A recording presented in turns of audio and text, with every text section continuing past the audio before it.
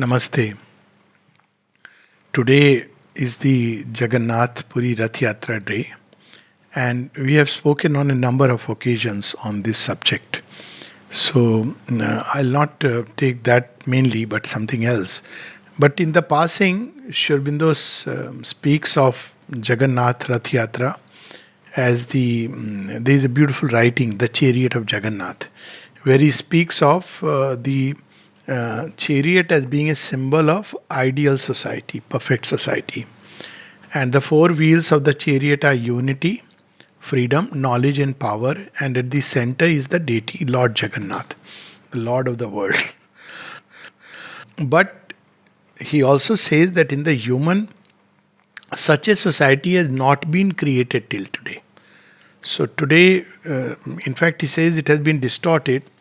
So instead of the Lord at the center, what sits at the center is an ego, either an individual ego or the collective ego. The place of unity has taken place to uniformity again by the collective ego. So it is no more the unity which is centered around the divine, but a unity which is centered around the collective ego, around society. You have to conform. That's how you become a member of the part of the society. Similarly, freedom has been replaced by licentiousness. So, whatever one feels like, one does it, and that is regarded as freedom. And knowledge is replaced by knowledge, again, should be centered around God. So, all these four aspects, unity should be centered around divine, freedom should be centered around divine, meaning thereby everybody should be free to approach the divine in their own unique way. This is the ultimate meaning of freedom, because there is only one true freedom, and it is the freedom of the Lord. And similarly, knowledge should be received, the true knowledge that comes from the divine, but it has been replaced by a knowledge which is of practical utility about in life's bazaar. That's what knowledge has become. And finally, power. So, power also has been replaced, the power that flows from the Lord. That has become, one should become a vehicle of that power. Now that has become nothing but a means for satisfying one's ambition and vanity. So the original, the Jagannath chariot stands for that original idea of unity, but it has been usurped and distorted by the human ego. So the day will come when it will automatically reproduce itself. And if you look at the ashram, Auroville, they were attempts to precisely create this ideal society where the divine is at the center, freedom is centered around the divine, unity is centered around the divine. Knowledge is what comes by opening to the divine, and power, you become a vehicle of the divine power by opening to the divine. So that is the ideal society which one day will be created. The thought is already there. But today I'll speak about another beautiful, very fascinating temple which is very close to Puri, I think 65 kilometers. And it has a very similar history, not in terms of the legend, of course. And that is the famous Sun Temple, Konark or Konark, whichever way you want to put it. Sun Temple. Kon means angle and Ark means sun. So it is very close to Puri. And even in terms of time, I think Jagannath Puri Temple is something around 10th or 11th century BC, and this one is 13th AD. Sorry, AD, and this one is around 13th century AD. Probably the same lineage of kings. So Anant Varman had initiated the work of Jagannath Puri Temple, whereas the Konark Sun Temple was built by Narsingh Dev, and he also in a way attributed to completing of the Jagannath Puri temple. So there is a kind of close correspondence, and it's very interesting that ancient mariners who crossed the place, so they used to call the Jagannath Puri temple as the white pagoda, and the Konark temple as the black pagoda. So the reason for this is very interesting. Now, this temple is an architectural marvel. Not only architectural marvel, it's a technological marvel, the Sun Temple. So, in what way? It's a temple where you have the deity is sun. So, that's how it's the Sun Temple. And the deity is on three sides, and there is a huge, it's a chariot actually. It's a chariot with 12 wheels. And there are 24 sections, and all of them, at least two sections, you can accurately predict the time. to the moment by the way the sun falls upon it. And when the first gleam of light, sunlight comes, the whole temple is built in such a way that it enters and touches the diamond which is in the nabhi of the main deity, and therefore it scatters the ray. So it's a very powerful marvel, but this is not the only thing. The statue is the only temple in the world, as far as I know, where originally the statue was floating. And for a long time, people didn't realize how the statue is hanging in the air. But the statue was hanging in the air because of the powerful magnets all around. So there was a magnet above and the magnet below, and they knew the secret that, and it's a symbolic aspect which we'll talk about, but just a little about the architectural marvel. So the statue was hanging, it was all the time, in a way, floating actually in the air, which is a very interesting symbol. And the 12 wheel, now the main statue has the 7 horses of the sun, and the main wheels, the 12 wheels, they represent the 12 months of the whole year. So it was the sun temple. So the solar calendar is being reproduced, and of course the workings of fate. Now, if you see the temple, it is very interesting because normally you associate temple with only holy statue. But there are 2 exceptions to this. One is the if you go to Ajanta Ellora cave temples, you will see human figures making love, and you would just wonder that, how could this be in a temple? Now, the simple explanation used to be that Buddhist monks, they meditated upon these statues to get desensitized. But my own understanding is that the ancients, see, this idea of Christian morality and Victorian morality came later on, where you started dividing things into good and bad. Whereas the ancients were much more bold. They didn't look at life like that. They looked at life in a very simple way. If something was in season, it was fine. Now, from a human being point of view, things were not themselves good and bad, but they were, when they were placed out of context of time and place, then they became evil. Now, why I say so is that there is a beautiful aphorism of Sri Aurobindo, and there he says, and the mother confirms it, that what is evil is things which are not in their place. And in another aphorism, Sri Aurobindo says the difference between God and man is that God plays fool in season, but man plays the fool in and out of season.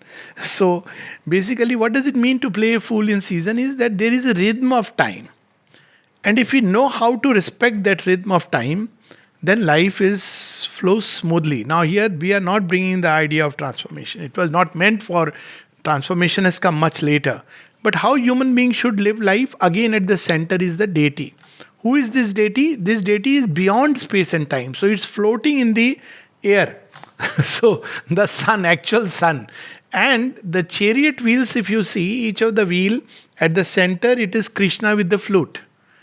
And the 8 spokes, which are basically, we must have heard the word dopahar is meant for noon. So where does the term come from? So the whole day was divided into 4 pahars. And there were another 4 pahar in which night was divided. So from morning till 12 noon, it is 1 pahar and 2 pahar. And then again till evening there were 2 more pahar. And again at night there were another 4 pahars. So 8 spokes in the wheel. And each spoke has, Krishna is in the center of the axle. And you will see a beautiful woman. She is a Rasika, Prakriti. And from morning till evening, she is shown in different things, like she has woken up, she is relaxing, she is, looking into the mirror, she is combing her hairs, then she is probably tending the fire, doing some exercises. Then, she is meeting her husband. So all these aspects are there, like the wheel of life. And if you look at the temple design outwardly, which is what I was saying, you will even see animals, you will see human beings in, having physical contact with each other. And one just wonder, it's a representation of life. The entire richness of life is there. Life is celebrated. That it's not about being good or bad, it's about where things should be in terms of space and in terms of time. And actually, if we just understand this simple logic, life would be beautiful. There are things which are okay at a given point of time. And at another point of time, they're not okay. This was the whole idea in Indian thought about the Varna Ashrama. So if you really look at the Varna Ashrama, what was it? It is to respect the cycles of time. So what was the cycle of time? The first, if you divide human life into 100 years, first 25 years, student time, lay down the foundation of dharma. So that is the Brahmacharya ashram. Brahmacharya is be focused, concentrated, and understand. Dharma here was the law of truth that governs life. So children were taught in every area what is the law of truth that unfolds itself. So, like for instance, respect earth, respect the seasons. What it means to be the law of animals, the law of human beings. What is the deeper truth, the subtle laws of life? What brings suffering? How can you overcome these things? So that entire period was to lay the foundation of dharma.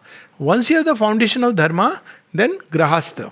So you have first is dharma, artha, kama. So you have the grahastha ashram in which you basically grahas, you hold, you possess. So you are a householder. So you have all the joys of life, the wealth and property and whatever you may have, family, children, all these are there. Now why they are necessary? They are necessary as feeders to our growth. So once you go through that experience of life, grahastha. So you have the Brahmacharya ashram, Grahastha ashram. Then you have the Vanaprastha ashram. You have seen life in all its colors. Now you explore something higher. So it's not Vana. Vanaprastha is not actually going to Vana, but it's a time when you begin to start contemplating upon higher goals of life. And look at the practical aspect of it. A lot of quarrels I see often in, let's say, an Indian household. Why is it? Because the mother and father continue to hold the property and everything. And basically children are waiting ki when will you take Vanaprastha? So we don't have the now Vanaprastha anymore. So they are also miserable and children are also miserable. But that was a time when, like the story of Yagnavalkya, you gave away whatever you regarded as your possession and you go in search of a higher seeking, higher truth. So your time is spent in that. And then after you have done this, all this, gone through this seeking, finally it is moksha sannyas, where you completely cut yourself off and plunge yourself in God. So this idea of different, this in Indian thought it is called as rit chit. This is a right arrangement, a right law of things, a right order. And if you respect that order, if you respect that law, then it's not something evil. But when you don't respect that law and order, it becomes evil. For example, very few people are aware that in Indian thought, there are 8 kinds of marriages which are there in the Vedas, out of which 2 are null and void, 6 are valid. And can you imagine what are those 6 marriages? And one of the, there was this idea of again fourfold order of society. So a Brahmin man could marry a Kshatriya woman. Vice versa, it was accepted, but it was regarded as something mixed. That's how the other day we were reading Karna. Karna was a Sut Putra. So Sut was not a Dalit or some low caste. Sut was somebody born of a Kshatriya man and a Brahmin woman. So he was regarded as Suta. It was not something low, as you will see. It is something quite high up the ladder. But there is the right approach is moving up the ladder. So the woman can be Kshatriya. And so this is how the whole society was organized, not to go into the details of it, with allowing a lot of flexibility and freedom of movement. So the entire thing was based on this kind of an order. Again, the evolutionary hierarchy was from the Purush Sukta. So, you have the 4 layers through which humanity moves, the 4 aspects of the divine. So it was a very elaborate, probably too elaborate. And that also becomes a problem, because when you have a thing too elaborate, then also it tends to break down. So the 6 marriages which were regarded as valid in the Vedic system, one of them was, you must have heard, is Gandharva Vivaha. What is Gandharva Vivaha? Where a man and a girl and a boy, nobody is a witness, sun is the witness, God is the witness, and they decide to get married. You will see this in Savitri and Satyavan. It was called as Gandharva Vivaha. So there is no parents are not involved, nobody is involved. Shakuntala and Dushyant, it's a Gandharva Vivaha. And it was accepted that yes, this is a valid marriage, sanctioned by the society. But the two which were invalid was Rakshasi and Asurik, where you kidnap, as happens some places in, I think I won't name the states, and you kidnap and forcibly get married. Or when you give drugs and forcibly have a physical relation. Now, these were regarded as invalid. So, if we look at it, the way the whole society was organized, and the temple reflects that. But this temple is essentially a temple which speaks about the flow of time, which creates fate. So, in a way, it is a unique temple, not only because it's a sun temple, there are other sun temples all over the world. Even in India, there are sun temples. But this is a temple which is about the unfolding of time, which weaves the law of fate. Now, one very unique feature about this temple is the only temple, as far as I know, where the deity is not worshipped. And there is a very fascinating story about it. And I think this story has been misinterpreted. So the story goes that Narsingh Dev had ordered all the 12,000 people were involved, and they were told that in 12 years, whatever 12 months, days, ultimately the temple has to be completed. And if you don't complete it, all of you will die. Now the story is a legend very clearly. It's not like, any temple who is dedicating it, any king who is dedicating a temple would be cruel to kill 12,000 people. But the story is very fascinating. So it seems that the entire temple was built except last day, what was left was to place the magnet on the top. And just then, because now they know whatever it has remained incomplete. So next day, all of them will die. So suddenly, there appears out of the blues one of the sons of the king. And he says, Ki, I know how to do it. And he figures it out and places it. And when he places that magnet on top, it seems, as the legend goes, he comes to know that, my father has decided to kill all of them next day. So he's filled with remorse and grief and jumps into the ocean from the top of the temple or on the ground, and then he dies. Now, because he died, the temple became known as not jinxed, but unholy. Why? Because it took a human being died. The king's own son died when the temple is completed. So the worship was never offered in this temple. But I look at it a little differently. This story is very interesting because the temple is about fate. So look at the twist and turn of fate. The twist and turn of fate is that just when it is about to be completed, but it doesn't get completed, it looks like one day and all of them are going to die. But one strategic sacrifice of one human individual can save the collectivity. This is a truth which the mother and Sri Aurobindo have spoken about. It was well known in ancient times that if one human being could strategically, this is a famous story of Guru Tegh Bahadur, when he is asked that when will the Britishers' reign come to an end. He says if one human being who is pious and holy can sacrifice himself, then it will come to an end. So then everybody is contemplating who would be the best person. And his son says that who else but you, father. And that's how he sacrificed himself. And he was beheaded by the Mughals, not the Britishers, by the Mughals. And then eventually the reign came to an end. So this is how this idea of a strategic sacrifice where one individual sacrifices his life for the sake of saving 12,000 is one aspect of the story. Why it is not worship? Very simply, if we look at the temple, it's very clear that it is not worship which alters your fate. This is fate will unfold itself in its own way. This is a question somebody asked the mother. Ultimately, the divine will be done. So, what is the value of aspiration? It's a very interesting question. That if ultimately the divine will be done, means in the last analysis, the final thing is already decided. So, what is the power of aspiration? She says it adds an intensity. It makes you go through that process with delight. This will happen, but because of your intensity of aspiration, you are united with the divine, and it makes you go through it with a delight, a deeper understanding of whatever you are going through. So here we see that the fate is unfolding itself. So what is our role? Like the spokes in the chariot, to align ourselves to the workings of fate. It's not so much about worship, it's about aligning ourselves to the unfolding, or the chariot of fate which is walking, it will go its way, driven by the divine who is at the center. When man cannot see its farthest end or the lower end, but you can align yourself. So that's how it is.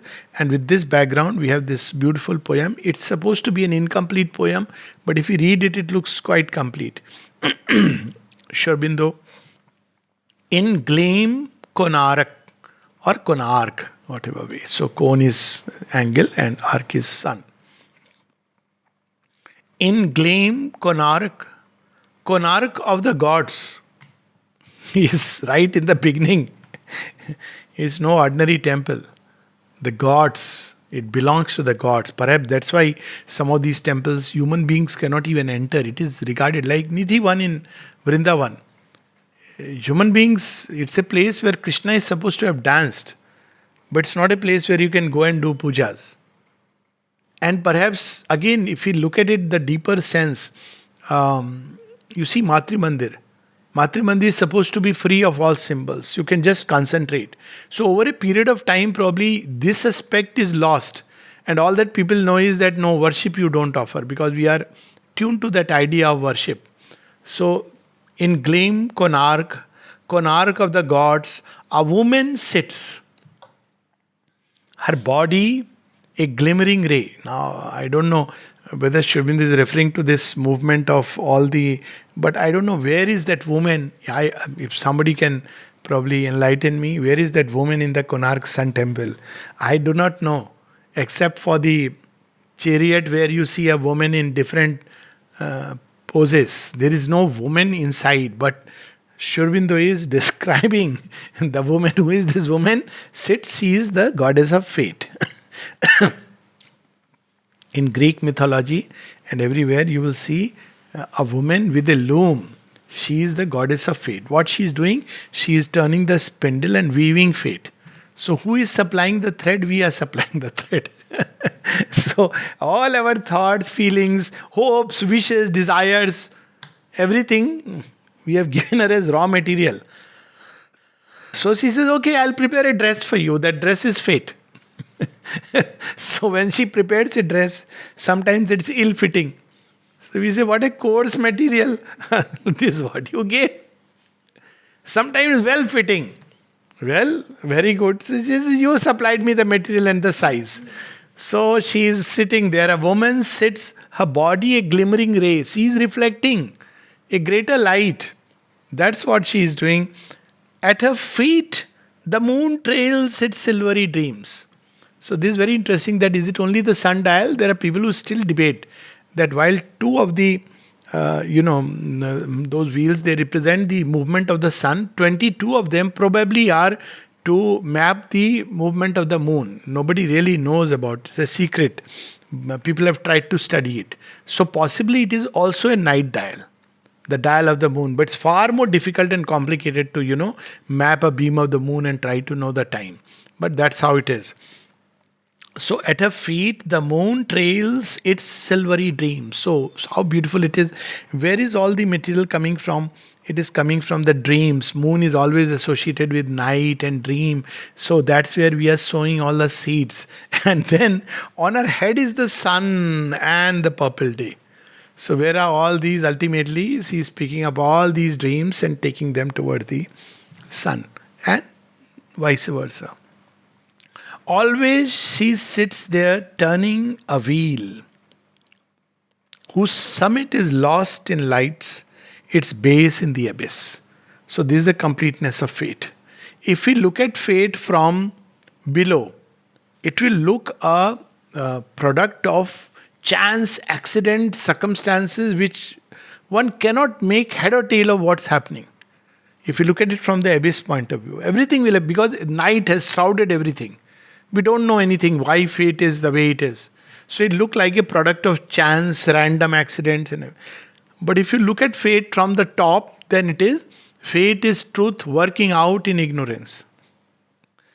So it depends on how we look at it. So on top is the sun and its farther end. We don't know where it is leading. That's why it is said that keep faith, have trust, because there is no outer way. We think of fate as an event and circumstance, but Sri Aurobindo makes it very clear in Savitri, O king, the events that meet thee on the road, though they smite thy body and mind with joy and grief, are not thy fate. So, what is fate? Are not thy fate. They touch thee a while and pass. Even death can cut not short thy spirit's walk. So, then what is fate? The road, the goal thou choosest are thy fate. So we are not aware of this. What is our deeper goal? We are not aware what divine has planned for us. So we say random, we use the word cruel, destinies like this. But actually, we are being prepared through everything towards a grand disclosure, and we don't know that farther end. That future is still undisclosed to us. So that sun effulgence towards which it is going on her head. And equally, we don't know from where it has emerged. So we see only a small section in time. And we call it fate. But we have forgotten the trail of old forgotten deeds, oblivious personalities, and we are not even aware of the future that is shaping out of it. The beauty Sri Aurobindo reveals to us is that the future is always brighter than what it is in the past. So we don't become like from human beings, we don't become animals and so on. So we always progress. This is the original Vedanta. Even Swami Vivekananda said the same thing in Chicago Address in another way. He said that what is the Vedantic teaching? That there is a mighty surge in the ocean which is carrying all of us forward. Sometimes halfway through we break naturally. The fly, it's not a one wave which can carry us right to the other side. So we break, we are picked up again and we continue from there. So that's how the journey goes. So farthest end is luminous towards which we are moving. The past is plunged into the abyss inconscient out of which we are emerging. But destiny is not where we are emerging from, but the destiny is where we are going. So it's always a reminder that if you want to shape destiny, don't waste time lamenting over the past. If you want to shape destiny, think of what you want to be. That's the only logical thing to do. What you want to be, what we want to be, that should be the focus of all our efforts and all our goals. So, whose summit is lost in lights, its base in the abyss. In the temple she sits of the wide white sun. So this is the temple of the sun, wide white sun, that burns unsetting in an immortal space beyond time. So while this sun seems to set, but does the sun ever set? No, it never sets. So sun is the symbol, as we know, of the supramental truth of the divine. So it never sets. It is burning in a immortal space beyond time. So symbol of the supramental. Around her chant the world poem, the deathless nine. Who are these nine? The Navagraha. So it's very interesting. Often people think of Navagraha as the 9 planets. Incidentally, the Earth and I think 2 more planets, Neptune and Pluto, they are not part of Navagraha. Whereas Sun and Moon are part of Navagraha. So Navagraha is not about these planets.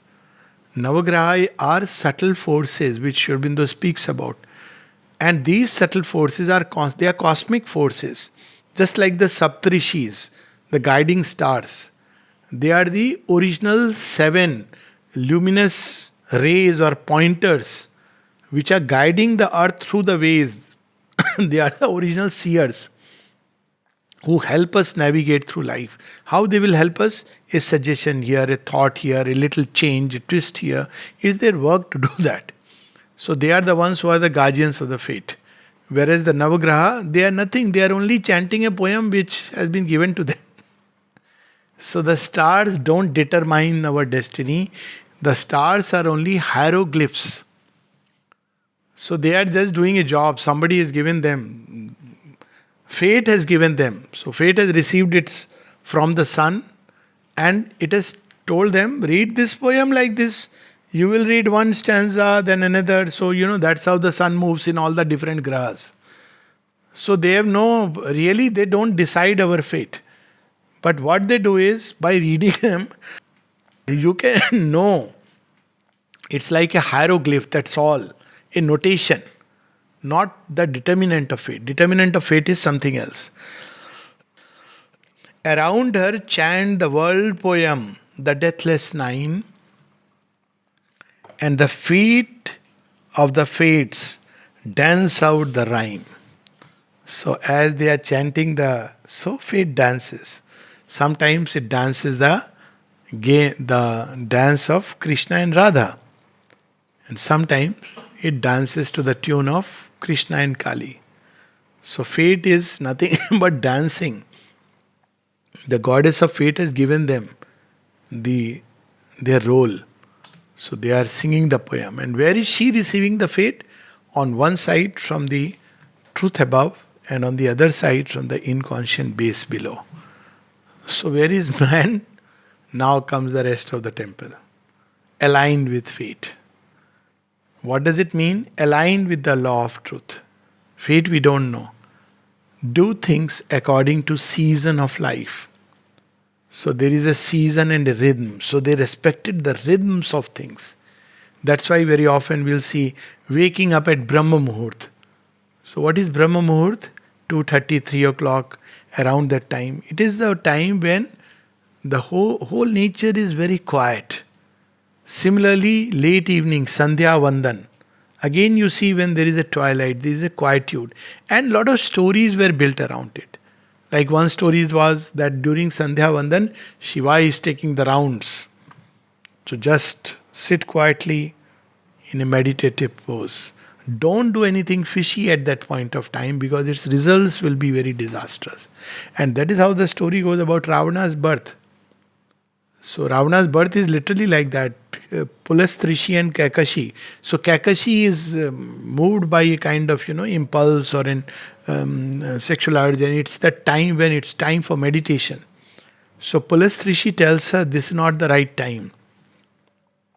And then anyways, whatever happens. So he says this child is ill-begotten. Because this is not the time when human beings should come together in a physical union. It's a time for meditation. So the child is going to be a disaster. Look at how they respected time.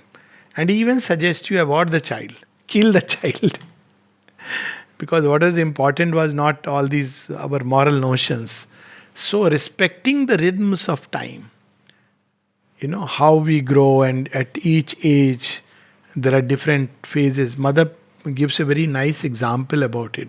She says that every fruit has to be eaten in its season. So if you eat before its example you can take is mango.